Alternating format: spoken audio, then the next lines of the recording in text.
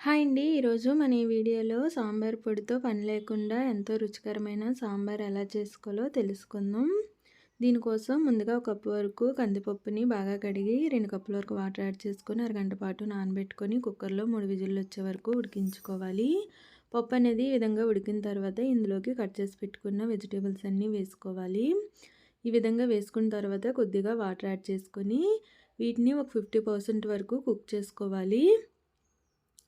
మనకి కూరగాయ ముక్కలు అనేవి ఈ విధంగా ఉడుకుతున్నప్పుడు ఇందులోకి రుచికి సరిపడా సాల్ట్, పావు స్పూన్ వరకు పసుపు, అలాగే రుచికి సరిపడా కారం కూడా వేసుకోవాలి. వేసుకొని ఒకసారి బాగా కలుపుకొని ఈ కూరగాయ ముక్కల్ని 50% వరకు మనం కుక్ చేసుకోవాలి. ఇవి 50% ఈ విధంగా కుక్ అయిన తర్వాత ఇందులోకి ఒక చిన్న లెమన్ సైజన్ చింతపండు నానబెట్టుకొని ఆ రసాన్ని వేసుకొని అందులోకి కొద్దిగా వాటర్ కూడా యాడ్ చేసుకోవాలి. సాంబార్లోకి పులుపు అనేది కాస్త లైట్గా వేసుకుంటే మరిగేసరికి మనకి పులుపు అనేది సరిపోతుంది. ఈ విధంగా సాంబార్ని బాగా మరిగించుకోవాలి. ఈ విధంగా మరుగుతున్నప్పుడు కొద్దిగా కొత్తిమీర అలాగే కరివేపాకు వేసుకొని సాంబార్ని బాగా మరిగించుకోవాలి.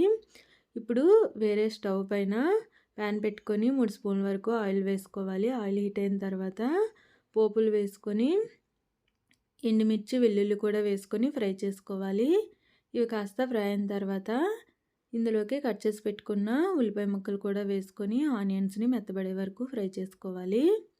ఆనియన్స్ అనేవి ఈ విధంగా మెత్తబడిన తర్వాత ఇందులోకి కొద్దిగా కరివేపాకు వేసుకొని పోపు అంతా కూడా బాగా ఫ్రై అయిన తర్వాత ఈ విధంగా మరుగుతున్న సాంబార్లో వేసుకొని ఒకసారి బాగా కలుపుకొని స్టవ్ ఆఫ్ చేసుకోవడమే. అంతేనండి, సింపుల్గా ఈ విధంగా చేసి చూడండి. ఎటువంటి మసాలా పొడులు లేకుండా రుచిగా చేసుకోవచ్చు.